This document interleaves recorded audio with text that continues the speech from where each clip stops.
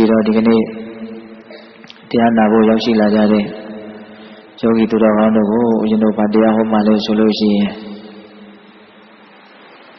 အင်္ဂုတ္တပါဠိတော်တိကနိပမာလာရှိတဲ့အညတ္တဒိဋ္ဌိယသုတ်တံနောက်ပြီးတော့ဦးဇင်းတို့သက္ကတာဝကတယုတ်ပါဠိတော်မှာလာရှိတဲ့ပုရိသသုတ်တံအဲ့ဒီသုတ်တံတွေကိုအခြေခံပြီးတော့တတ္တဝါတွေရဲ့တန်တမှာဆင်းရဲအောင်ပူလောင်အောင်နှိမ့်ဆက်နိုင်စွမ်းရှိတဲ့ရာဂဒေါသမောဟတရားတွေနဲ့ပတ်သက်ပြီးတော့အဲ့ဒီရာဂဒေါသမောဟတရားတွေဟာဘယ်လိုသဘောတဘာဝရှိသလဲအဲ့ဒီရာဂဒေါသမောဟတွေဟာတစ်ခုနဲ့တစ်ခုဘယ်လိုထူးခြားမှုရှိသလဲအဲ့ဒီတရားတွေဟာဘာကြောင့်ဖြစ်ပေါ်လာတာလဲအဲ့ဒီတရားတွေချုပ်ပြောက်အောင်ဘယ်လိုလုပ်သင့်တယ်လဲအစရှိသဖြင့်ဒီရာဂဒေါသမောဟနဲ့ပတ်သက်ပြီးတော့ဟောထားတဲ့ဒေသနာတော်လေးတွေကိုစုပြီးတော့ဦးဇင်းတို့ပြောဖို့စိတ်ကူးထည့်ထားပါလေနော်အဲ့တော့ဦးဇင်းတို့ဘယ်ကနေစပြီးတော့ပြောကျင်လုံးဆိုတော့ဣတိယပါဠိတော်မှာအန္တရာမလသုတ်တံဆိုပြီးတော့မြတ်စွာဘုရားဟောတာလေးကိုဦးဇင်းတို့မှတ်တမ်းတင်ထားတာလေးရှိတယ်ပေါ့အဲ့ဒီအန္တရာမလသုတ်တံမှာဘာဟောတာတော့ဆိုတော့အန္တရာမလစိတ်ရဲ့အညစ်အကြေးတွေအန္တရာအမိတ္တာစိတ်ရဲ့မိတ်ဆွေပြည့်တွေအန္တရာတပ္ပတ္တာစိတ်ရဲ့ရန်သူတွေအန္တရာဝရကစိတ်ရဲ့သူတသမားတွေအန္တရာပစ္စတိကစိတ်ရဲ့ဆန့်ကျင်ဘက်သမားတွေဆိုပြီးတော့အသုံးနှုန်းလေး၅မျိုးမြတ်စွာဘုရားသုံးနှုန်းပြီးတော့ဟောထားတယ်အဲ့လိုစိတ်ရဲ့အညစ်အကြေးစိတ်ရဲ့မိတ်ဆွေပြည့်စိတ်ရဲ့ရန်သူစိတ်ရဲ့သူတသမားစိတ်ရဲ့ဆန့်ကျင်ဘက်သမားတွေလောကမှာ၃မျိုးရှိတယ်တဲ့စိတ်ရဲ့အညစ်အကြေးဆိုတော့စိတ်ကိုမျိုးမျိုးအယောင်တွေထင်အောင်ညစ်ထေးသွားအောင်အယောင်ဆိုးပေနိုင်တဲ့စွမ်းတတ္တိရှိတယ်ဆိုတဲ့သဘောပေါ့စိတ်ရဲ့မိတ်ဆွေပြည့်ဆိုတော့ရန်သူကနေမိတ်ဆွေဟန်ဆောင်းနေတဲ့သဘောမျိုးလို့နားလည်မယ်ဆိုရင်လည်းနားလည်လို့ရတယ်နောက်ကျောကိုဓာတ်နဲ့ထိုးမဲ့မိတ်ဆွေမျိုးလို့အဲ့လိုလည်းပဲဥပမာတင်စားလို့ရမယ်စိတ်ရဲ့မိတ်ဆွေပြည့်တဲ့နောက်စိတ်ရဲ့ရန်သူတဲ့ဒါကတော့ပုံမှန်လင်းလင်းပဲစိတ်ရဲ့ရန်သူနောက်ပြီးတော့စိတ်ရဲ့သူတသမားတဲ့နော်စိတ်ကိုနောက်ဆုံးဖြည့်ဆည်းပြနိုင်သည့်အထိဆွမ်းအတ္တိကြီးမားတဲ့စိတ်ရဲ့သူတသမားနောက်စိတ်ရဲ့ဆန့်ကျင်ဘက်သမားတွေတဲ့စိတ်ကချမ်းသာခြင်းတယ်ဆိုရင်သူတို့ကစိတ်ကိုဆင်းရဲအောင်လုပ်မယ်ပေါ့စိတ်ကအဆင်ပြေခြင်းတယ်ဆိုရင်သူတို့ကအဆင်မပြေအောင်လုပ်မယ်ပေါ့အဲ့လိုစိတ်ရဲ့ဆန့်ကျင်ဘက်သမားအဲ့ဒီလိုတရားတွေဟာ၃မျိုးရှိတယ်တဲ့အဲ့ဒါဘာလို့ဆိုတော့လောဘရဲ့ဒေါသရဲ့မောဟရဲ့အဲ့ဒီတရား၃မျိုးဟာယခုပြောခဲ့တဲ့အတိုင်းဒါစိတ်ရဲ့ရန်သူတွေစိတ်ရဲ့မိတ်ဆွေပြတ်တွေစိတ်ရဲ့ဆန့်ကျင်ဘက်သမားတွေစိတ်ရဲ့သူတသမားတွေစိတ်ရဲ့အညစ်အကြေးတွေဖြစ်တယ်လို့မြတ်စွာဘုရားအဲ့ဒီမှာဟောထားတယ်ဒီတော့ပိဋကပေါင်းတော်တို့မိမိတို့ရဲ့စိတ်ထဲမှာဘလို့အညစ်အကြေးတွေကိုပြင်ကြံသွားစေနိုင်တဲ့မိမိကိုအကျိုးမဲ့တွေနဲ့နှောက်ယှက်နိုင်တဲ့မိမိကိုအန္တရာယ်ပြုနိုင်တဲ့မိမိကိုဖျက်ဆီးနိုင်တဲ့လောဘဒေါသမောဟဒီတရား၃မျိုးမရှိကြဘူးလားရှိတယ်အဲ့ဒီသုတ္တမှာမြတ်စွာဘုရားကလောဘဒေါသမောဟတို့နဲ့ပတ်သက်ပြီးတော့ဂါထာလေးတွေရွတ်ဆိုပြီးတော့ဟောထားတာရှိတယ်ပထမလောဘရဲ့အပြည့်ကိုဘာပြောထားတော့ဆိုတော့အနတ္ထဇနနောလောဘောစိတ်တပကောပနောဘယမန္တရာဒောဇာတံတံဇနောနာဝပုစတိအနတ္ထဇနနောလောဘောဆိုတာလောဘဆိုတာတတ္တဝါတွေကိုများစွာအကျိုးမဲ့ကိုဖြစ်စေတတ်တဲ့အနတ္ထဇနနောလောဘောစိတ်တပကောပနောလောဘဆိုတာစိတ်ကိုတုန်လှုပ်ခြောက်ခြားစေနိုင်တဲ့အစွမ်းတတ္တိရှိတယ်တဲ့ဘယမန္တရာဒောဇာတံတံဇနောနာဝပုစတိလောဘဟာတတ္တဝါကိုဘလောက်အကျိုးမဲ့တွေဖြစ်စေတယ်ဆိုတာကိုတာမန်လူတွေဟာမသိနိုင်ဘူးတဲ့စိတ်ဝင်စားကြကောင်းတယ်နော်လောဘဟာတတ္တဝါတွေရဲ့အကျိုးမဲ့ကိုဖြစ်စေတယ်လောဘဟာစိတ်ကိုတုန်လှုပ်ခြောက်ခြားစေတယ် ဒါပေမဲ့လို့အတွင်းတဏ္ဍာမှာအန္တရာယ်ပြုတ်နေတဲ့အဲ့ဒီလောဘဆိုတဲ့ရန်သူရဲ့အကြောင်းကိုလူအများစုကြီးဟာမသိနိုင်ကြဘူးတဲ့နော်နတ္ထစနနောလောဘောစိတ်တပကောပနောဘေယမန္တရာရောဇာတံတန်စနောနာဝပုဇ္ဇတိဟောနောက်တစ်ပါးဆက်ပြောတော့ဆိုတော့လုတောအဋ္ဌာနာဇာနာတိလုတောဓမ္မနာပတ္တိတရာအန္တဓမ္မဟောတိယံလောဘောဟရတိနတလောဘတွေလွှမ်းလို့လူချင်းစိတ်အားကြီးလာပြီဆိုရင်အဲ့ဒီလောဘရှိနေတဲ့ပုဂ္ဂိုလ်ဟာအဋ္ဌာနာဇာနာတိအကျိုးရှိတာကိုသူကောင်းကောင်းမသိတော့ဘူးတဲ့လောဘောအဋ္ဌာနာဇာနာတိလုတောအဋ္ဌာနာဇာနာတိလောဘကြီးနေတဲ့ပုဂ္ဂိုလ်ဟာတကယ်ကိုယ့်အတွက်အကျိုးရှိမဲ့အရာကိုသူမှန်မှန်ကန်ကန်မသိနိုင်ဘူးတဲ့ဒါတွေကိုကိုယ့်ရဲ့စိတ်ထဲမှာရှင်းရှင်းလင်းလင်းလက်ခံနိုင်သည့်အထိနားလေသဘောပေါက်ထားဖို့လိုနော်လောဘဖြစ်လာလို့ရှိရင်အကျိုးစီးပွားရှိတာကိုတကယ်စစ်မှန်တဲ့အကျိုးစီးပွားရှိတာကိုမသိနိုင်ဘူးမမြင်နိုင်ဘူးဆိုတာကိုကိုယ်တိုင်နားလည်ဖို့လိုမယ်လောဘောအဋ္ဌာနာဇာနာတိလောဘောဓမ္မလုတောဓမ္မနာပတ္တိလောဘကြီးနေတဲ့ပုဂ္ဂိုလ်ဟာတရားလားဆိုအဲ့ဒီပုဂ္ဂိုလ်ဟာနာပတ္တိမမြင်တော့ဘူးအဖြောင်ပြောရမယ်ဆိုရင်တော့လောဘကြီးလို့ရှိရင်တရားကိုမမြင်နိုင်ဘူးလို့ပြောတယ်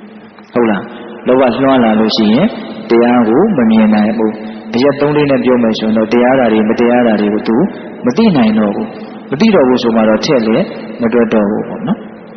လုတောအဋ္ဌာနာဇာနာတိလုတောဓမ္မနာပတ္တိတရာအန္တဓမ္မဟောတိယံလောဘောဟရတိနတာလောဘလွှမ်းလာပြီဆိုတာနဲ့အဲ့ဒီပုဂ္ဂိုလ်ဟာမိုက်သွားတယ်မှောင်သွားတယ်ဒါလေးကလည်းပဲအလုံးတရားမှပြောစရာကောင်းတဲ့စကားပါပဲနောက်လူတယောက်လိုချင်မမောမှုအားကြီးလာပြီဆိုရင်သူ့ရဲ့ဉာဏ်ဟာအမိုက်မှောင်ဖုံးလွှမ်းခံရတဲ့အတွက်ကြောင့်ဘာမှမသိနိုင်တော့ဘူးမမြင်နိုင်တော့ဘူးမိုက်သွားပြီမှောင်သွားပြီဆိုမှတော့မြင်မအောင်မလားမမြင်တော့ဘူးမမြင်မဲနဲ့လှုပ်တဲ့အလုံးမမြင်မဲနဲ့သွားတဲ့အသွားလမ်းမှန်ကိုရောက်ဖို့ချမ်းသာဖို့ဆိုတာမဖြစ်နိုင်ဘူးပေါ့ဟုတ်လားဒါလောဘနဲ့ပတ်သက်ပြီးတော့မြတ်စွာဘုရားလောဘရဲ့ဆိုးကျိုးကိုအဲ့လိုဂါထာလေးနှစ်ပုဒ်နဲ့ပြောတာဒေါသကိုလည်းပဲအဲ့ဒီတိုင်းပုံစံသူပြောတာပဲဒါကလည်းပဲတစ်မျိုးတစ်ပုံအဖြစ်တော့စိတ်ဝင်စားစရာကောင်းနေပေါ့ဒီပြင်နေရာမှာမတူပေမဲ့လို့တတ္တဝါတွေကိုနှိမ့်ဆက်နိုင်စွမ်းရှိတဲ့နေရာမှာတော့သူတို့ဟာတူညီနေတယ်လို့လည်းပဲတစ်မျိုးတစ်ပုံနားလည်လို့မရဘူးလားရတယ်နော်တုတ်သောအဋ္ဌာနာဇာနာတိဘယ်ကစပြောဘူးတော့အနတ္ထစနနောဒေါသောစိတ်ကပုတ်ဒေါသောစိတ်တပကောပနောဘယမန္တရာဒောဇာတံတန်စနောနာဘပုဇ္ဇတိဒေါသဟာတတ္တဝါတွေရဲ့အကျိုးမဲ့ကိုများစွာဖြစ်ပေါ်စေတယ်ဒေါသဟာစိတ်ကိုအလွန်မှတုန်လှုပ်ချောင်ချားစေတယ်တချို့ဒေါသတကယ်အားကြီးလာပြီဆိုရင်ဇိုးဇက်တွေပါစိတ်တင်မကဘူးလူပါတုန်လာတာတွေမရှိဘူးလားနော်အလွန်တုန်လှုပ်ချောင်ချားတယ်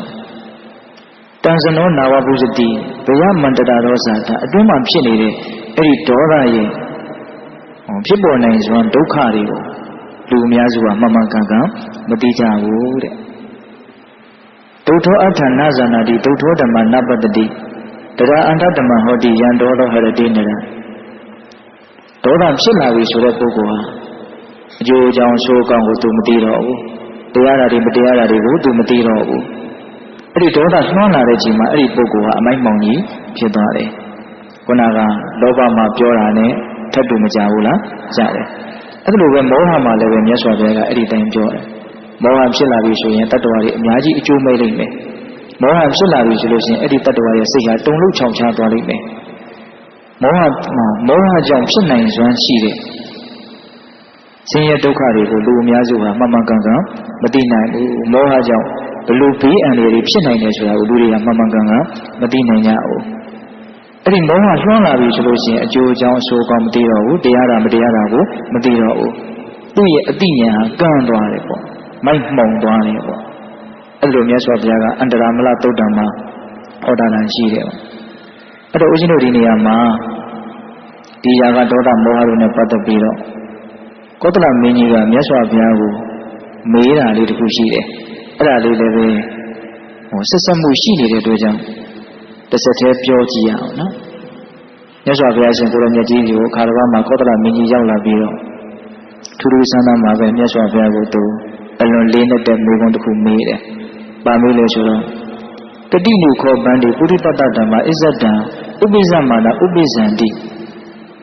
အဟိတာယဒုက္ခယအဖာတုဝိဟာရယတဲ့မြတ်စွာဘုရားတဲ့တတ္တဝါတွေရဲ့တဏ္ဍာမှာဘယ်လိုတရားတွေဖြစ်လာလို့ရှိရင်အဲ့ဒီတတ္တဝါဟာအကျိုးမဲ့သွားမလဲဆင်းရဲသွားမလဲမချမ်းမသာနေရခြင်းတွေဖြစ်သွားမလဲတဲ့ဆိုလိုတာကတရားမတို့အရှင်တို့တတ္တဝါတွေရဲ့တဏ္ဍာမှာဘယ်လိုတရားတွေဖြစ်ပေါ်လာလို့ရှိရင်အကျိုးမဲ့တွေဆင်းရဲဒုက္ခတွေမချမ်းမသာနေရခြင်းဆိုတာတွေဖြစ်ပေါ်လာနိုင်တယ်လေလို့မေးတာအဲ့လိုမေးတဲ့ခါကျတော့မြတ်စွာဘုရားကတယောခောမဟာရာဇပုရိသတ္တဓမ္မအစ္ဆဒဥပိ္ပဇမာနဥပိ္ပဇန္တိမင်းကြီးတဲ့တတ္တဝါတွေရဲ့တဏ္ဍာမှာတရားသုံးမျိုးဖြစ်လာလို့ရှိရင်အဲ့ဒီတတ္တဝါဟာအဟိတာယအကျိုးမဲ့တော့မယ်ဒုက္ခယဆင်းရဲတော့မယ်အဖာတုဝိဟာရယမချမ်းမသာနေရတော့မယ်ဒီနေရာမှာဦးဇင်းတို့ပိဋကပေါင်းသူတော်ကောင်းတို့အဟိတာယဒုက္ခယအဖာတုဝိဟာရယဒါလေးကိုစိတ်ထဲနဲ့ဆွဲဖို့လိုမယ်နော်အဟိတာယဆိုတာအကျိုးမဲ့တာကောင်းတာတွေမဖြစ်တော့ဘူးမကောင်းတာတွေပဲဖြစ်လာတဲ့သဘောဒုက္ခယဆိုတာကိုယ်ရောစိတ်ရောဆင်းရဲပင်ပန်းလာတဲ့သဘောအဖာတုဝိဟာရယဆိုတာချမ်းချမ်းသာသာမနေရတော့တဲ့သဘောစင်နေရဲ့နေနေရတယ်ဆိုတဲ့သဘောပြောလို့မရဘူးလားရတယ်အဲ့ဒါဘလို့တရားတွေဖြစ်လာရင်အဲ့ဒါလို့အကျိုးမဲ့ခြင်းဆင်းရဲခြင်း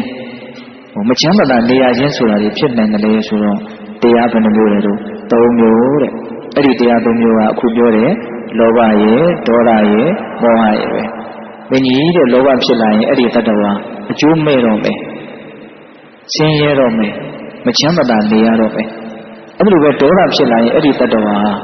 အကျိုးမဲ့တော့မယ်ဆင်းရဲတော့မယ်မချမ်းသာနေရတော့မယ်အဲ့လိုပဲမောဟဖြစ်လာရင်အဲ့ဒီတတ္တဝါဟာအကျိုးမဲ့တော့မယ်ဆင်းရဲတော့မယ်မချမ်းသာနေရတော့မယ်အဲ့လိုလေးမြတ်စွာဘုရားကဟောပြီးတော့ဦးဇင်းတို့ဒီကုန်းကျုပ်ဂါထာလေးမြတ်စွာဘုရားဟောတယ်အဲ့ဒါလေးကမှတ်သားစရာကောင်းပါတယ်ဘာဟောတုံးဆိုတော့လောဟောဒေါသောစမောဟောစပုရိတံပပစီတတံဟိန္တန္တိအတ္တတံဘုတံဒဇတာရံဝသံဖလံတဲ့စိတ်ထဲမှာလောဘဒေါသမောဟဆိုတဲ့တရား၃မျိုးဖြစ်လာပြီဆိုလို့ရှိရင်အဲ့ဒီပုဂ္ဂိုလ်ဟာဘာနဲ့တူအောင်ဆိုတော့တဲ့အခွန်လျင်မာကြောတဲ့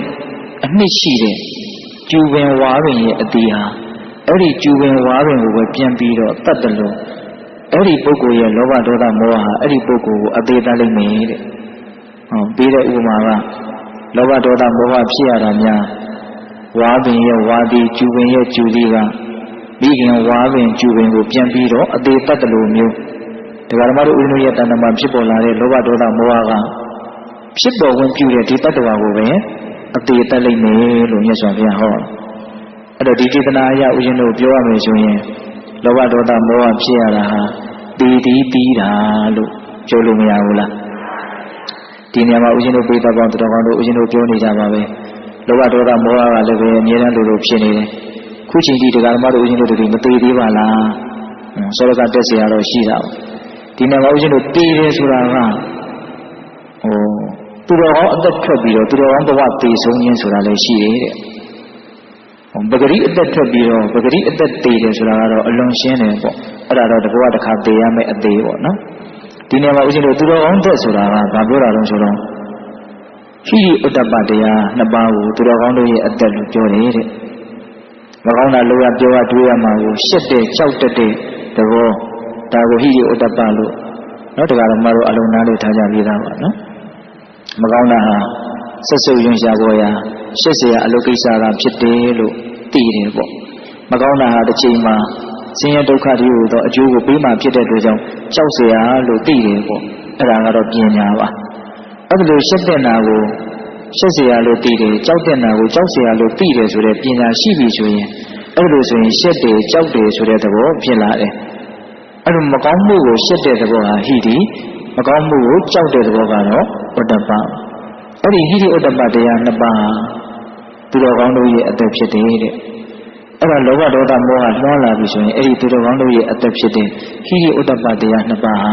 ကွယ်ပြောင်းသွားတတ်တယ်သူတော်ကောင်းတဲ့ထွက်သွားတတ်တယ်တဲ့ပြောရရင်လောဘကြီးရင်အရှက်မရှိဘူးအကြောင်းမရှိဘူးလို့ပြောတာဟုတ်လားလောဘကြီးလာရင်လုံရဲတယ်၊ကံရဲတယ်၊ပြောရဲတယ်၊ဆူရဲတယ်သူသိပြီးတော့မကြောက်ဘူးဟုတ်လားရှက်လဲရှက်ရပါမှလည်းမတည်ဘူး အဲ့လိုပဲဒေါသအာကြီးလာရင်လည်းပဲသူလည်းပဲ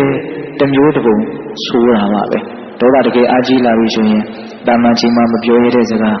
ဒေါသထီးရဲ့ချိန်မှာပြောရတယ်မရှက်တော့ဘူးနော်အဲ့ဒီချိန်ကြရင်တော့ဟုတ်လားတာမန်ချိန်မှာမလုံရတဲ့အလုပ်အဲ့ဒီချိန်မှာလုံရတယ်ပြီးတော့မှဘာဖြစ်ဖြစ်သွားဆိုပြီးတော့ကြောက်ရကောင်းမှမသိရှေ့ရကောင်းမှမသိပြီးမှဖြစ်လာတဲ့ပြဿနာကိုပဲပြန်ရှင်းရတာပါဟုတ်လားအဲ့ဒါလိုပဲမောဟအာကြီးလာပြီတကယ်တူပြီးမိုက်မဲပြီးဘာမှနားမလည်ဘူးဉာဏ်ပညာတကယ်ကန်းပြီဆိုရင်အဲ့ဒီပုဂ္ဂိုလ်ကလည်းလုံပြီးလို့ရလို့ပြောပြီးပြောရပြောရှေ့ရကောင်းမှမသိကြောက်ရကောင်းမှမသိဒါလည်းပဲမဆိုးဘူးလားဆိုတယ်ဒါကြောင့်လောဘဒေါသမောဟအာကြီးလို့ရှိရင်တော့ပဂတိအသက်မသေးစီအောင်တောင်မှသူတော်ကောင်းတက်ကတော့တည်သွားတတ်တယ်ပေါ့ဒီနေ့မှာဦးဇင်းတို့ပြည်တော်ကောင်းသူတော်ကောင်းတို့လောဘဒေါသမောဟဖြစ်ရခြင်းဒီတတ္တဝါတွေအတွက်တည်တည်တာလို့မြတ်စွာဘုရားဟောတာနော်ဒီဒေသနာပါအဲ့ဒါလေးကိုဦးဇင်းတို့လေးလေးနက်နက်ကလေးစဉ်းစားကြည့်ရအောင်ဆိုကြပါစို့ဒီဘဝဒီခန္ဓာခုလောလောဆယ်ရထားတယ်ဘာနဲ့အဆုံးသတ်ရမှာလို့မေးရင်တည်ခြင်းနဲ့အဆုံးသတ်ရမှာပါဟုတ်လားဒါမှမဟုတ်ဘာလို့တည်တာတော့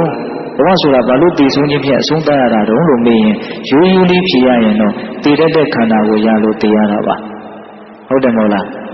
နော်တည်ခြင်းတရားကိုဘယ်တော့မှရှောင်ခဲ့လို့မရဘူးအဲ့တော့ဦးဇင်းတို့တည်တဲ့ခန္ဓာရခြင်းဒီတည်ခြင်းရဲ့အကြောင်းပဲဒါနဲ့တည်တဲ့ခန္ဓာကြီးကဘာလို့ရတာတော့ဟောသူ့ရဲ့အကြောင်းတရားကိုထပ်ပြီးတော့ရှားကြည့်ပါလားဘာတွေ့ရမလို့ဆိုတော့လောဘကောင်းဆောင်တဲ့ကိရိတာတရားတွေကိုပဲအကြောင်းတရားအနေနဲ့တွေ့ရမှာဟုတ်တယ်မဟုတ်လားပိဋကပေါင်းတော်တို့ပြိဿဓမ္မစကြာဒေသနာတော်ကိုရုပ်ကြည့်လေတဏှာဆိုတာဘာလဲတော့ပောနောဘဝိကာဘဝတည်တဖန်ကိုထပ်ပြီးတော့ဖြစ်စေတဲ့တဏှာဆိုတာအချုပ်တမနဲ့တူတယ်ဒီအစနဲ့ဟိုအစနဲ့ကိုဆက်တယ်ဟုတ်လားဒီဘဝတည်ပြီးရင်နောက်ဘဝတစ်ခုထပ်ပြီးတော့ရမယ်ဟုတ်လားတစ်ခုတည်းတော့မဟုတ်ဘူးနော်တစ်ခုပြီးမှတစ်ခုဟုတ်လားအဲ့လိုမျိုးအချုပ်တမနဲ့တူတယ်ဆိုတာကသူကနောက်ထပ်အမြင်မပြတ်အောင်ဒုက္ခတွေကိုဆက်ပြီးတော့ဖြစ်ပေါ်လာစေတတ်တဲ့အဓိပ္ပာယ်ကိုရည်ရွယ်ပြီးတော့ပြောတာအဲ့တော့ဒီဘဝဘာကြောင့်ရလဲလို့မေးရင်နော်ဒီအဝိဇ္ဇာတဏှာခေါင်းဆောင်တဲ့ကိလေသာတရားတွေကြောင့်ဘဝဆိုတာရတာ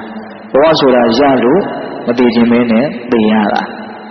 ဟုတ်လားအဲ့တော့ဘိဓဘောင်တော်တို့အဖြောင်းပြန်ပြီးတော့ပြောကြည့်လိုက်မယ်လောဘဒေါသမောဟဖြစ်ရင်ဘဝရမယ်ဟုတ်တယ်မဟုတ်လားဘဝရရင်တည်ခြင်းကိုရတာပဲဒါကြောင့်လောဘဒေါသမောဟဖြစ်ရခြင်းဒီတည်ပြီးပြီးတာလို့ပြောတာလွန်တယ်လို့ဆိုနိုင်မလားဓာတ်ရိုက်ကြီးပဲနော်တကယ်ကြီးမှန်များအဲ့ဒီလောဘဒေါသမောဟကိုမဖြစ်အောင်မလုပ်နိုင်သေးလို့မဖြစ်အောင်မလုပ်ခဲ့လို့အခုဒါဘဝကိုရတယ်အခုလည်းပဲတည်အောင်မလုပ်နိုင်သေးဘူးလောဘဒေါသမောဟကိုအတိမတတ်နိုင်သေးဘူးဆိုရင်နောက်တစ်ဘဝတစ်ခုထပ်ပြီးတော့တည်ရဖို့ရမယ်ရလို့ရှိရင်အဲ့ဒီဘဝမှာတည်ရဖို့တည်ရမယ်ဟုတ်တယ်မဟုတ်လားဒါကြောင့်လောဘဒေါသမောဟဖြစ်ရခြင်းတည်တတ်တဲ့ခန္ဓာတွေကိုရစီပြီးတော့တည်ခြင်းတရားကိုပဲသူကထိုးအပ်တယ်လို့ဖြစ်မနေဘူးလားဖြစ်နေတယ်ဒါကြောင့်မြတ်စွာဘုရားကတဇတာရဝတံပလံနော်အခွန်လျင်အနှစ်ရှိတဲ့အပင်နဲ့ဝါပင်တို့ကျူပင်တို့ကိုပြောတာပါဟုတ်လားအဲ့ဒီအပင်ရဲ့အသေးဟာအဲ့ဒီအပင်ကိုအသေးတတ်တယ်အဲ့တော့ဒကာဓမ္မတို့ဦးဇင်းတို့ရဲ့တန်တန်ကပေါက်ဖွာလာတဲ့လောဘဒေါသကပဲဒီခန္ဓာကိုယ်ကြီးကိုတည်စီလိမ့်မယ်တနည်းအားဖြင့်တည်တတ်တဲ့ခန္ဓာတွေကိုရစီပြီးတော့ຢာတိုင်းတော့ဘဝလုံးမှာအသေးတတ်လိမ့်မယ်မဆိုနိုင်ဘူးလားဆိုနိုင်တယ်ဒါကြောင့်ကောသလမင်းကြီးကိုမြတ်စွာဘုရားဖြေခဲ့တဲ့ဒီအဖြေလေးဆိုတော့ကအန္တရာမလတုတ်တန်နဲ့ဆက်ပြီးတော့နားလည်ဖို့မလိုဘူးလားနော်မင်းကြီးကမေးတာကဘယ်လိုတရားတွေဖြစ်လာရင်တတ္တဝါတွေဟာအကျိုးမဲ့မှလဲဆင်းရဲမှလဲမချမ်းသာနေရမှလဲဒီတော့မြတ်စွာဘုရားကလောဘဒေါသမောဟဖြစ်လာရင်အဲ့ဒီတတ္တဝါအကျိုးမဲ့လိမ့်မယ်ဆင်းရဲလိမ့်မယ်မချမ်းသာနေရလိမ့်မယ်ဒီဘုံကျုံအနေနဲ့လောဘဒေါသမောဟဖြစ်ရခြင်းဒီဝါပင်အတွက်ဝါဒီတီးရတာနဲ့တူတယ်ကျူပင်အတွက်ကျူဒီတီးရတာနဲ့တူတယ်လို့မြတ်စွာဘုရားဟောတယ်အဲ့တော့ဒကာဓမ္မတို့ဦးဇင်းတို့ရဲ့ဘဝမှာတကယ်တမ်းဒုက္ခတွေကိုဖန်တီးနေတာဒီတရားဆို၃မျိုးပါပဲတရားကတော့ရိုးရိုးလေးပဲနော်လောဘတို့ဒေါသတို့မောဟတို့ဆိုတာနေတိုင်းပြောနေတာနေတိုင်းပြောနေတယ်လို့နေတိုင်းလည်းပဲဖြစ်နေတာပါပဲတော့ဦးဇင်းတို့ဒီຢာကဒေါသမောဟနဲ့ပတ်သက်ပြီးတော့ဆက်ပြီးတော့လေ့လာတဲ့သဘောအနေနဲ့မြတ်စွာဘုရားဟောထားတဲ့သုတ်တန်လေးတစ်ခုတော်တော်စိတ်ဝင်စားတဲ့အကြောင်းအညဒိဋ္ဌိယသုတ်တန်နဲ့ဟုတ်လားအဲ့ဒီမှာမြတ်စွာဘုရားကယဟန်တော်တွေကိုဟောတာဘယ်လိုဟောလဲဆိုတော့ယဟန်တော်တဲ့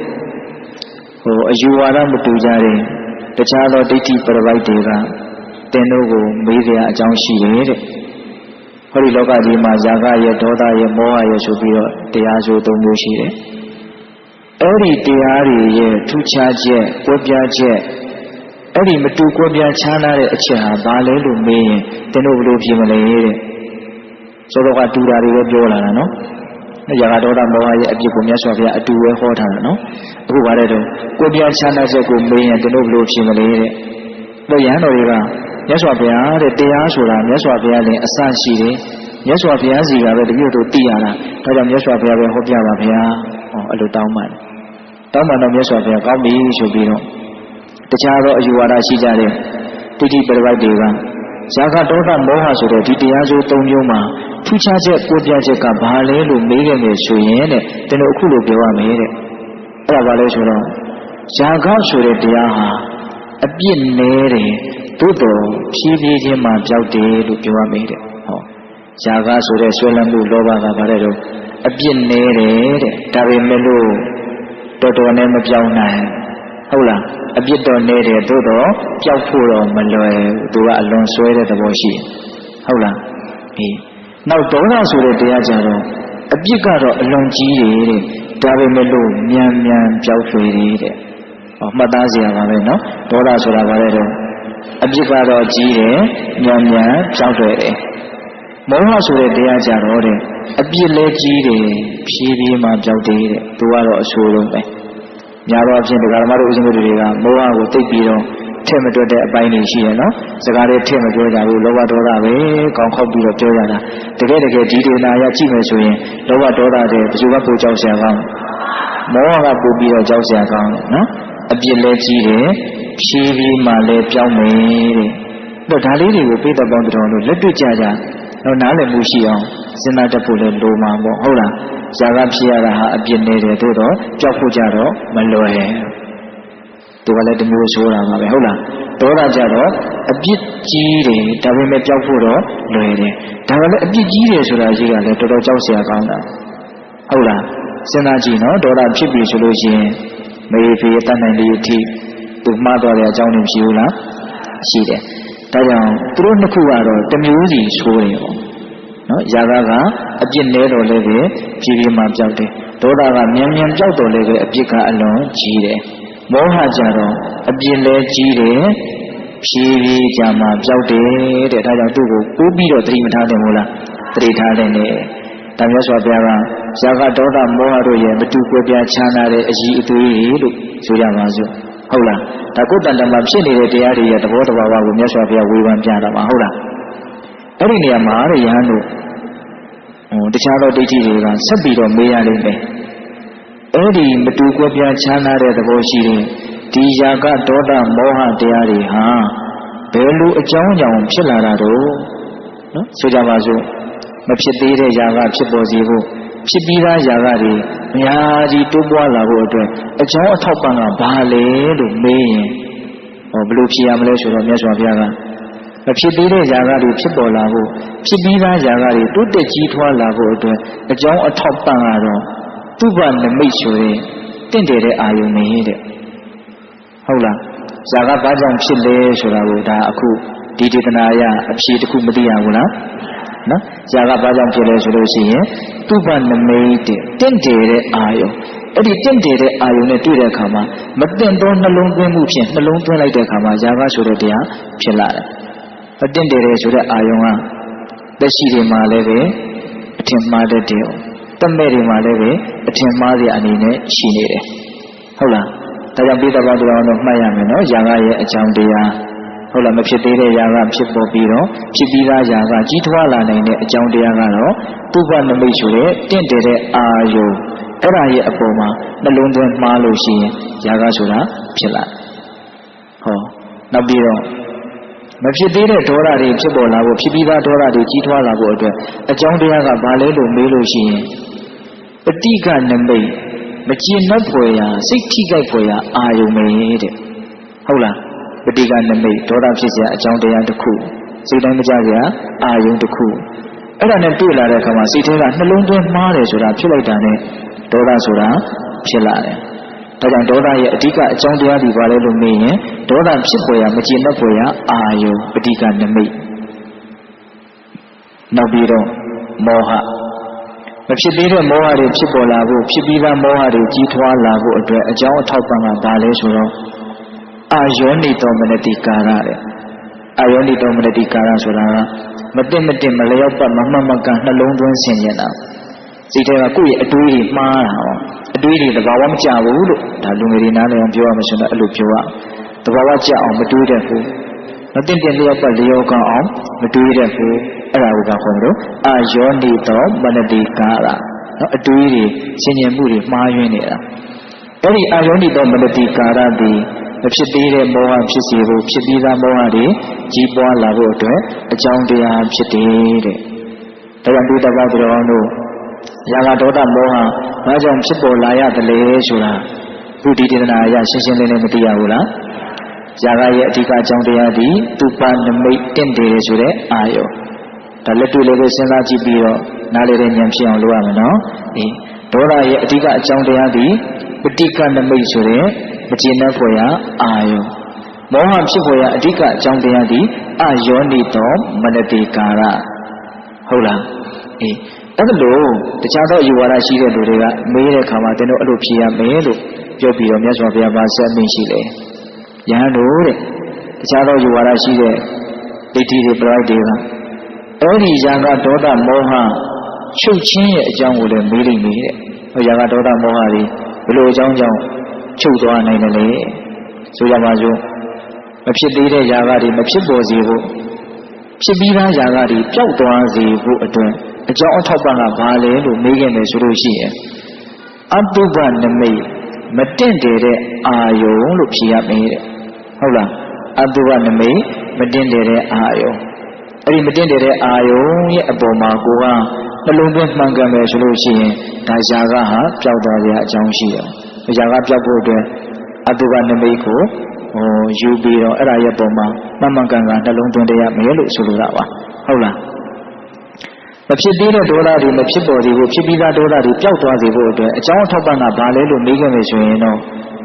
နော်အပြာပါဒလို့ဆိုရတယ်မေတ္တာတရားပဲတဲ့ဟုတ်လားမေတ္တာတရားရဲ့အပေါ်မှာနှလုံးသွင်းမှန်ကန်နဲ့ကြိုးစားမယ်ဆိုလို့ရှိရင်ထိုမေတ္တာတရားတွေမဖြစ်သေးတဲ့ဒေါသတွေမဖြစ်ပေါ်စေဘူးဖြစ်ပြီးသားဒေါသတွေကိုတောင်ပျောက်သွားနိုင်တဲ့အစွမ်းတတ္တိရှိတယ်ဟုတ်လားဒါကြောင့်ဒေါသကိုဖယ်ရှားခြင်းတယ်ဆိုလို့ရှိရင်သူ့ရဲ့အကြောင်းတရားကိုကြိုးစားအထောက်ကြဖို့မလိုဘူးလားလိုတယ်ဒေါသပျောက်ခြင်းရဲ့အကြောင်းတရားကမေတ္တာတရားဖြစ်နေတယ်နော်နောက်ဦးဇင်းတို့မဖြစ်သေးတဲ့မောဟတရားတွေမဖြစ်စေဖို့ဖြစ်ပြီးသားမောဟတရားတွေပျောက်သွားဖို့အတွက်အကြောင်းထောက်ပံ့ကဘာလဲလို့ဆိုရင်တော့ယောနိတောမနတိကာရတင်လျောက်ပတ်လျောက်အောင်တွေးတောဆင်ញံတတ်တဲ့သဘောလို့ပြောကြပါစို့နော်ယောနိတောမနတိကာရဒါကြောင့်ပြည့်တဲ့ပေါင်းတော်တို့အလွန်ဆိုးတဲ့ဆိုလိုတာရာဂဒေါသမောဟနဲ့ပတ်သက်ပြီးတော့မြတ်စွာဘုရားဟောထားတဲ့ဒေသနာတော်တွေကိုဒါဥရှင်တို့ပြောခဲ့တာပါပဲဒါတွေကဘလို့အပြည့်ရှိတယ်ဒီတရားတွေကလည်းတရားဓမ္မတို့ရဲ့တန်တမာရောဥရှင်တို့ရဲ့တန်တမာရောအပြည့်အဝမရှိဘူးလားရှိတယ်အဲ့ဒီတရားတွေဟာဘာကြောင့်ဖြစ်ပေါ်လာသလဲဘာကြောင့်ချုပ်ပြောက်သွားနိုင်တယ်လဲဆိုတာကိုသိရတာဟာအလွန်တရာမှရာဂဒေါသမောဟချုပ်ငြိမ်းဖို့ကြိုးစားတဲ့အခိုက်မှာအကြောင်းအထောက်ပံ့ကျေးဇူးများတယ်အကြောင်းမရှိဘူးလားရှိတယ်။ရာဂဒေါသမောဟကိုအောင်ကြိုးစားကြတဲ့နေရာမှာဒီလိုတရားဘာဝနာဒီလိုတရားဒေသနာတော်တွေကိုမှတ်သားထားခြင်းဟာလည်းပဲ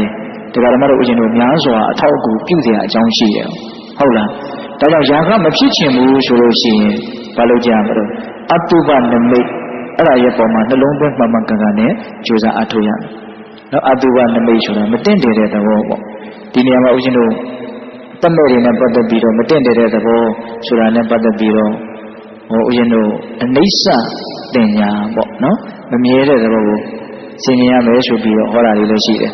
ဆိုကြပါစို့ဥရှင်တို့တိကံတံဆိုတာရှိတယ်ဗျအဲ့ဒီမှာမြတ်စွာဘုရားကမနကတော့ဥရှင်နည်းနည်းလေးရွတ်ပြခဲ့ပါသေးတယ်တာတုဘိက္ခဝေဘိက္ခုကာလေနကာလံပฏิကူလေအပฏิကူလတင်ကြီးဝိဟရိယယဟန်တို့တဲ့တင်းလျောက်ပတ်တဲ့ကာလမှာနော်ဆက်စုပ်ဖွယ်ကောင်းတဲ့အာယုန်တွေရဲ့အပေါ်မှာဆက်စုပ်ဖွယ်မကောင်းဘူးဆိုတဲ့အမှတ်တင်ညာလေးနဲ့နေနိုင်ရင်ဒါကောင်းတယ် နော်ပฏิကူလေအပฏิကူလာတင်ကြီးတွေ့နေတာကြီးကတော့ဒေါသဖြစ်ပေါ်ရဆက်ဆုပ်ပေါ်ရအာယုံကြီးပဲဒါပေမဲ့အဲ့ဒါကိုကဆက်ဆုပ်ဖွယ်မဟုတ်တဲ့တင့်တယ်တဲ့အာယုံလို့ကိုယ်စိတ်ထဲမှာမှတ်နိုင်မယ်ဆိုလို့ရှိရင်အဲ့ဒါတော်တော်ကောင်းတယ်တဲ့ဆိုလိုတာကဒေါသဖြစ်เสียအာယုံကျုံလာလို့ရှိရင်မေတ္တာတရားဆိုတာဒါအပ္ပတိကူလာတင်ကြီးနော်သူကကောင်းမြတ်တဲ့အတွေ့လေးနဲ့တွေးလိုက်တာဆိုတော့စိတ်ထဲမှာသူကဒေါသဖြစ်เสียအကြောင်းနဲ့တွေ့နေတော့လည်းပဲဒေါသမဖြစ်တော့ဟုတ်လားနောက်ပြီးတော့တာတုဘိက္ခုဘိက္ခုကာလေနကာလာအပ္ပတိကူလေပฏิကူလာတင်ကြီးဟုတ်လားတက်မဲ့ဖွယ်ကောင်းတဲ့တင့်တယ်တယ်လို့ထင်ရတဲ့အာယုန်နဲ့တွေ့လာတဲ့အခါမှာမတင့်တယ်ဘူးဆက်စုပ်ဖွယ်ကောင်းတယ်ဆိုတဲ့အမှတ်တင်ညာနဲ့နေနိုင်ရင်တော်တော်ကောင်းမယ်တဲ့ဆိုလိုတာကမြတ်စွာဘုရားကတော့ပฏิကူလာအပ္ပတိကူလာဆိုတဲ့အသုံးလုံးလေးနဲ့ဟောတာပေါ့နော်ဦးဇင်းတို့အရက်စကားနဲ့နားလည်အောင်တည့်တည့်ပြောရရင်တော့မနှိုးွယ်ကောင်းတဲ့အာယုန်နဲ့တွေ့ရင်ဒါဟာဆက်စုပ်เสียပါလို့ဆိုတဲ့အမှတ်ပညာနဲ့နေနိုင်ရင်အဲ့ဒါတော်တော်ကောင်းမယ်လို့ပြောတာဟုတ်လားဆိုကြပါစို့တရှိတတ္တဝါတွေတင့်နေတာကိုမြင်ရရင်ဒါကြာကဖြစ်နိုင်တယ်ပေါ့ဟုတ်လားအဲ့ဒီလိုမျိုးကျုံလာတဲ့အခါမှာဒါရဲ့ပုံမှာကိုကအတုပတင်ညာဖြစ်အောင်ကြိုးစားရမယ်ပေါ့အဲ့လိုဆိုရင်ຢာကဖြစ်เสียအကြောင်းမရှိဘူးဒါကြောင့်ຢာကဖြစ်เสียအာယုံတင့်တယ်တဲ့အာယုံနဲ့တွေ့ရင်ຢာကမဖြစ်အောင်မတင့်တယ်ဘူးဆိုတဲ့အမှတ်ကိုရအောင်ယူရမယ်တမဲ့တွေရဲ့အပေါ်မှာတင့်နေတာကိုတွေ့ပြီဆိုရင်တော့သူကဓာတ်အနေနဲ့နှလုံးသွင်းနေတယ်လို့ဆိုရင်ဟုတ်လားအနိစ္စအနေနဲ့နှလုံးသွင်းနေတယ်လို့ဆိုရင်ဒါမမြဲဘူးဆိုလို့နှလုံးသွင်းလိုက်လို့ရှိရင်သူကလည်းပဲဆွဲလန်းခြင်းຢာကနေသွားနိုင်တယ်ပေါ့ဘယ်လိုဒီနေရာမှာဓာတ်အနေနဲ့နှလုံးသွင်းတာကမတင့်တယ်တဲ့အာယုံနော်ဆိုလိုတာကဆက်စုပ်ဖွယ်အာယုံဒေါသဖြစ်เสียအာယုံပฏิကူလေးဆက်စုပ်ဖွယ်အာယုံအဲ့ဒါလူတတ္တဝါတွေရဲ့အပေါ်မှာဆိုလို့ရှိရင်တော့သူ့ကိုမေတ္တာနှလုံးသွင်းရမယ်ဟုတ်လားတမဲ့တွေနဲ့ပတ်သက်ပြီးတော့ဒေါသဖြစ်เสียကျုံလာပြီဆိုရင်တော့ဓာတ်တဘာဝအနေနဲ့နှလုံးသွင်းရမယ်ဟောသူကသူ့နေရာလေးနဲ့သူစောစောကဦးဇင်းကအနိစ္စကိုဟောဓာတုနဲ့လွဲပြီးတော့ပြောဖြစ်သွားတယ်နော်အမှန်ကပိဋကပေါင်းသူတော်ကောင်းတို့ဟိုမမိုးွယ်အာယုံသက်ရှိနဲ့တွေ့လို့ရှိရင်အတုပတင်ညာကိုနှလုံးသွင်းရမယ်မမိုးွယ်အာယုံသက်မဲ့နဲ့တွေ့လို့ရှိရင်အနိစ္စတင်ညာကိုနှလုံးသွင်းရမယ်မှတ်မိလားမသိဘူးနော်နောက်စိတ်ဆိုးွယ်နောက်ဆက်စုပ်ွယ်အာယုံသက်ရှိတွေနဲ့တွေ့လို့ရှိရင်မေတ္တာတရားပွားရမယ်ဟုတ်လားစိတ်ဆိုးွယ်အာယုံသက်မဲ့တွေနဲ့တွေ့လို့ရှိရင်ဓာတ်တဘာဝကိုနှလုံးသွင်းရမယ်မတူဘူးနော်အေးဓာတ်ဆိုတာကသူကမင်းညာကတောင်ဦးဇင်းတို့ပြောခဲ့တယ်နော်တဘာဝံဓာရိတိတိဓာတုသူ့တဘာဝသူ့သဘောကိုပဲသူဆောင်းနေတာအသက်မဲ့တယ်ဆိုတဲ့သဘောလို့အကြံဉာဏ်ပြောကြပါစို့ဟုတ်လားအေးဒါကြောင့်ပေးတော်ကောင်းတော်ကောင်းတို့သူ့သဘောသူဆောင်းနေတယ်အစုလိုကမှမလိုက်ဘူးဆိုပြီးတော့ပုဂ္ဂိုလ်တ attva ရဲ့အလိုဆန္ဒကိုမလိုက်ဖဲနဲ့တော့သူ့သဘောတိုင်ဖြစ်နေတဲ့သဘောမျိုးကိုဒါဘာလို့ခေါ်လို့ဓာတ်လို့ခေါ်ဟုတ်လားဒါကြောင့်ပေးတော်ကောင်းတော်ကောင်းတို့ဒါတုတ်တန်တွေတော်တော်များများဦးဇင်းတို့ညှိပြီးတော့ပြောကြည့်ရပါနော်ဒါကြောင့်ຢာကဖြစ်เสียအာယုံကျုံလာလို့ရှိရင်ຢာကပျောက်သွားဖို့အတွက်ဘာလို့ရမလို့ဒီဒေသနာရပြောရမယ်ဆိုရင်တော့အတုပနမိတ်ပေါ့ဟုတ်လားမတင့်တယ်ဘူးဆိုတာကိုမြင်အောင်ကြည့်ရတယ်ဟုတ်လားဆိုရင်ຢာကပျောက်ခြင်းရဲ့အကြောင်းကိုကိုကလှုပ်လိုက်ရရောက်တဲ့အတွက်ကြောင့်ຢာကပျောက်သွားနိုင်တယ်ဖြစ်လာတဲ့ຢာကအပျော့သွားနိုင်တယ်ဟုတ်လားနောက်တစ်ခါဒေါသဖြစ်เสียအာယုံကျုံလာပြီဆိုလို့ရှိရင်ကြတော့ဘာလဲတော့မေတ္တာဆိုတဲ့သဘောကိုရအောင်ယူရမယ်ဟုတ်လားဒါကလည်းပဲအလေးအကျင့်ရှိဖို့တော့လိုတယ်နော်လူတွေဆိုတာကကိုလေ့ကျင့်ထားတဲ့အတိုင်းဖြစ်ကြတာပါဟုတ်လားမိမိလျော်ရောပေါ်ပေါ်ဆာဆာနေတာကြီးကကြားလာပြီဆိုတော့မိမိရောရောပေါ်ပေါ်ဆာဆာနေတဲ့အလေးကျင့်ကြီးကပဲဆွဲနေတာဟုတ်လားအဲ့လိုမိမိရောရောပေါ်ပေါ်ဆာဆာနေလာတာနဲ့အမျှလောဘဒေါသမောဟကလည်းပဲအခါအခွင့်တင်နိုင်အမြဲတမ်းလိုဖြစ်မနေဘူးလားဖြစ်နေနော်အဲ့တော့လောဘဒေါသမောဟဖြစ်အောင်မဲတရားဓမ္မတို့ဦးဇင်းတို့တွေကလေ့ကျင့်နေတယ်လို့မျိုးဖြစ်နေတာ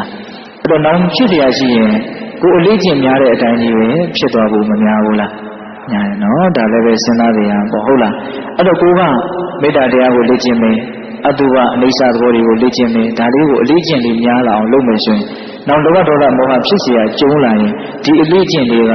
ကိုယ့်ကိုအကျိုးကျေးဇူးလာမပြုနိုင်ဘူးလားပြုနိုင်တယ်ဒါကြောင့်အခုတရားအထုတ်ရတယ်ဆိုတာအဲ့ဒီလိုညှို့မှန်းချက်တွေလည်းထားနေတာပေါ့နောက်အထုတ်နေတဲ့အခိုက်အတန့်မှာလည်းပဲဉာဏ်ပညာဖြစ်ပေါ်စေဖို့ငြိမ်းချမ်းမှုရစေဖို့မတိသေးတာလေးတွေသိသေးဖို့ပူရည်ခန္ဓာနဲ့ပတ်သက်ပြီးတော့ဘဝနဲ့ပတ်သက်ပြီးတော့အမြင်ရှင်းလာစေဖို့ ဒါလည်းပဲညှော်လင့်ကောင်းတဲ့အရာပါဟုတ်လားမရနိုင်ဘူးလားရနိုင်တယ်နော်အေးတတ်ပူပြီးတော့ဒီလိုတရားအာမထုတ်တဲ့အချိန်တာမန်နေတဲ့အချိန်မှာလည်းပဲဆူဆူဝါဝါလောဘဒေါသတွေဖြစ်เสียကျုံးလာရင်မဖြစ်အောင်ကိုအာထုတ်ထားတဲ့တရားလေးရဲ့အရှိန်ကြောင့်ကို့မှာအတိကလေးရတတိကလေးရပြီးတော့ကိုပြန်ပြီးတော့ထိမ့်သိမ့်နိုင်ဖို့ဆိုတဲ့ညှို့မှန်းချက်လေးတွေကိုမထားတင်ဘူးလားထားတယ်နော်အရိယာဘုရားကောင်းဖြစ်ဖို့နိဗ္ဗာန်ချမ်းသာကိုမျက်မှောက်ပြုဖို့ကြည့်ထားနိုင်မယ်ဆိုရင်လည်းပဲဒါအတိုင်းထက်အလွန်ကောင်းပါတယ်ထားလဲထားနိုင်ပါတယ်အဲ့ဒီကိုပန်းတိုင်အနေနဲ့ထားပြီးတော့ရှောင်လန်းကြရမှာပါသို့တော်လည်းပဲတရားဓမ္မတို့ဦးဇင်းတို့တွေနိဗ္ဗာန်ချမ်းသာကိုမျက်မှောက်မပြုရသေးခင်မှာတဘာဝကြကြချမ်းချမ်းသာသာငြိမ်ငြိမ်ချမ်းချမ်းတည်တည်ငြိမ်ငြိမ်နေသွားနိုင်ဖို့မလိုဘူးလားလိုတာပေါ့ဗျဟုတ်လားဒါကြောင့်ပုထုဇဉ်ဘဝနဲ့အစစ်မြင့်မြင့်နေနိုင်ဖို့ဆိုတာလည်းပဲရည်ရွယ်ချက်ထားရမှာပေါ့အရိယာဖြစ်သွားပြီဆိုတော့ဒါကတော့ပြောစရာမလိုပေါ့အဲ့လိုဖြစ်အောင်အထုတ်နိုင်တယ်ဆိုရင်တော့ဒါအလုံးမှချီးမွမ်းအပ်တဲ့မြတ်တဲ့သဘောပါပဲဟုတ်ရလားဒါကြောင့်ပြည့်တဲ့ပေါင်းတော်တို့ဒီနေ့ဦးဇင်းတို့ရာဂဒေါသမောဟတနည်းအားဖြင့်လောဘဒေါသမောဟနဲ့ပတ်သက်ပြီးတော့နောက်သုတ်တန်တော်များများစုစည်းပြီးတော့ဒါပြောလိုက်ပါတယ်နောက်အန္တရာမလသုတ်တံမှာမြတ်စွာဘုရားကလောဘဒေါသမောဟကိုစိတ်ရဲ့အငြိကြီးဖြစ်တယ်စိတ်ရဲ့မိတ်ဆွေဖြစ်တယ်စိတ်ရဲ့ရန်သူဖြစ်တယ်စိတ်ရဲ့သူတော်သမားဖြစ်တယ်စိတ်ရဲ့ဆန့်ကျင်ဘက်သမားဖြစ်တယ်လို့ငါးချက်ဟောတယ်ဟုတ်လားဒါအန္တရာမလသုတ်တံရဲ့အလိုပေါ့နော်ကောသလမင်းကြီးကိုဟောတာကြတော့လောဘဒေါသမောဟဖြစ်လာတာနဲ့အမျှအဲ့ဒီတတ္တဝါဟာအကျိုးမဲ့တော့မယ်ဆင်းရဲတော့မယ်မချမ်းမသာနေရတော့မယ်ဥပမာဝါပင်မှာတီးတဲ့ဝါသည်ဟာမိခင်ဝါပင်ကိုပြန်တတ်တယ်လို့မျိုးလောဘဒေါသမောဟဖြစ်ခွင့်ပြုပြီဆိုတော့အဲ့ဒီလောဘဒေါသမောဟကိုတတ်လိမ့်မယ်ဒီဘဝလည်းပဲဒါအရင်ဘဝတုန်းကလောဘဒေါသမောဟကြောင့်ရခဲ့တဲ့ခန္ဓာကြောင့်တရားဓမ္မတို့ဦးဇင်းတို့ဒါအချိန်ကြရင်သိပြီးတော့သူ့ကိုပေးဆက်ရမယ်ဆိုတဲ့အနေအထားလို့ပြောကြပါစို့ဟုတ်လားအခုဖြစ်နေတဲ့လောဘဒေါသမောဟတို့ကြောင့်နောက်တစ်ချိန်မှာလည်းပဲတည်တတ်တဲ့ခန္ဓာတွေကိုရပြီးတော့သူတို့ကိုဟာအသက်ခံရပြီးတော့ပေးပြီးတော့ပေးဆက်ရမယ်အနေအထားမှာမရှိဘူးလားရှိတယ်နော်ဒါလေးလေးနဲ့စဉ်းစားဖို့လိုတယ်ဟုတ်လားဒါကြောင့်လောဘဒေါသမောဟဖြစ်ရတာဟာတည်ပြီးတီးတာလို့ဒါကတော့ဦးဇင်းတို့ကောသလမင်းကြီးကိုမြတ်စွာဘုရားဟောခဲ့တဲ့ဒေသနာပေါ့နောက်ပိတ်ဆုံးပြောလိုက်တဲ့ဒေသနာကတော့ဘာလို့လောဘဒေါသမောဟတို့ရဲ့မတူကွဲပြားခြားနာတဲ့အချက်ဟုတ်လားဇာကဆိုတဲ့လောဘဟာအပြစ်နည်းနေတယ်လို့အလွန်ဖြောင်းရခက်တယ်ဖြည်းဖြည်းမှပြောက်တယ်ဟုတ်လားဒေါသဆိုတဲ့တရားကတော့အပြောက်မြန်ပြီမလို့အလွန်အပြစ်ကြီးတယ်တမျိုးစီမကောင်းကြဘူးနော်မောဟဆိုတဲ့တရားကတော့အပြစ်လဲကြီးတယ်မြန်မြန်လဲမပြောက်ဘူးတဲ့သူကတော့နှမျိုးလုံးကိုမကောင်းဟုတ်လားဒါကြောင့်မောဟကိုဥတည်ပြီးတော့တိုက်နိုင်ရင်တော့ပိုကောင်းမယ်ပေါ့နော်မောဟကိုဥတည်ပြီးတော့တိုက်တယ်ဆိုတာကကုသတိပဋ္ဌာန်ဘာဝနာလုပ်ကိုကြိုးစားတဲ့အလုပ်ကိုရည်ရွယ်ပြီးတော့ပြောတာပါမမေ့မလျော့အပမာဒတရားကိုမိမိရောရောနေတဲ့ပမာဒတရားနေရာမှာအစားထိုးနိုင်မယ်ဆိုရင်မောဟဖြစ်စရာအကြောင်းမရှိဘူးလေမေ့နေတာနဲ့ဒါမောဟကဖြစ်တော့တာပဲမဟုတ်လားဒီမမေ့ဘူးဆိုတာနဲ့သိရရှိတာကိုသိမှဖြစ်တဲ့အတွက်ကြောင့်ဒါပညာတရားဟာမောဟနေရာမှာအစားထိုးပြီးတော့ဖြစ်လာတယ်လို့မဆိုနိုင်ဘူးလားမေ့နေရင်တော့မောဟပဲမမေ့ဘူးဆိုရင်တော့ဉာဏ်ပညာကလာလိမ့်မယ်ဉာဏ်ပညာလာပြီဆိုရင်ဉာဏ်ပညာကလည်းသူ့လို့သွားမှာပဲလောကကြီးမှာပုဂ္ဂိုလ်တ attva ဆိုတာရှိတာမဟုတ်နော်အနတ္တသဘာဝတရားတွေဟုတ်လားမကောင်းတဲ့အကုသိုလ်တွေကမကောင်းတဲ့ကိလေသာတွေကမကောင်းတာတွေကိုဖန်တီးမှာပဲကောင်းတဲ့ကုသိုလ်တွေကောင်းတဲ့ပညာတွေတတိတွေတမာတိတွေကကောင်းတာတွေကိုဖန်တီးမှာပဲကိုဖြစ်ချင်တိုင်းဖြစ်တာမဟုတ်ကိုကတော့ကောင်းတာတွေပဲဖြစ်ချင်တာပေါ့ဘယ်သူဖြစ်ဟုတ်လားသို့တော့မကောင်းတာဖြစ်เสียအကြောင်းတရားတွေကိုပြုမိပြီဆိုရင်တော့မကောင်းတာပဲဖြစ်ဖို့ရှိတာ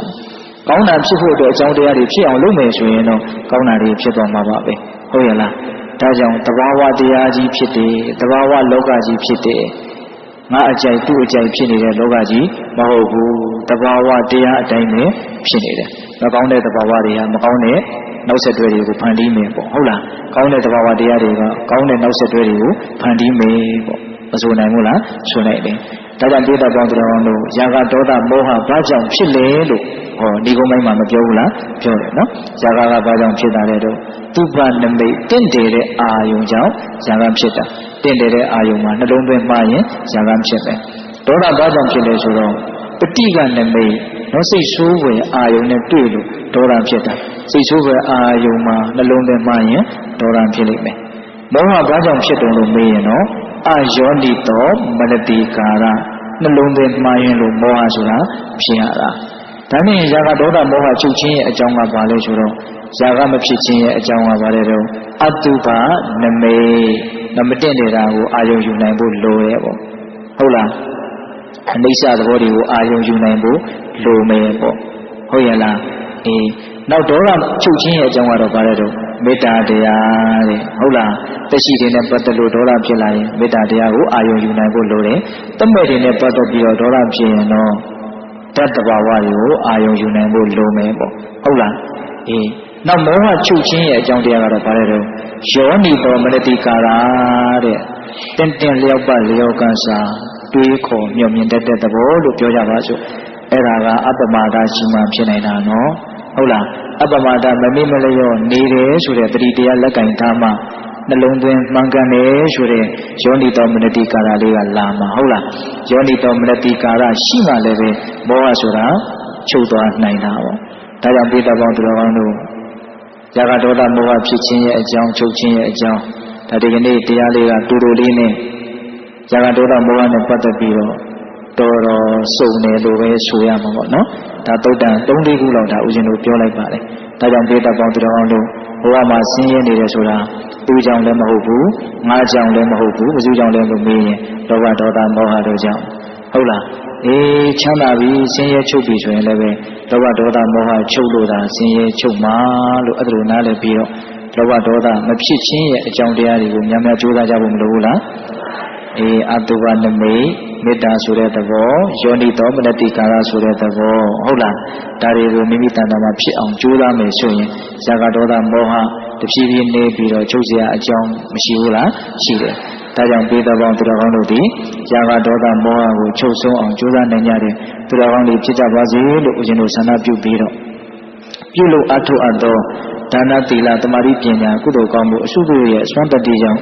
မဉ္ဇဉ်ဘုံဉာဏ်မျက်နှိပ်ပံကိုလင်းမြန်ထုတ်ချောင်းမျက်မှောက်ပြုရစည်းကုန်သောဟုပတနာအောင်စုပြုကြကုန်ရာတည်း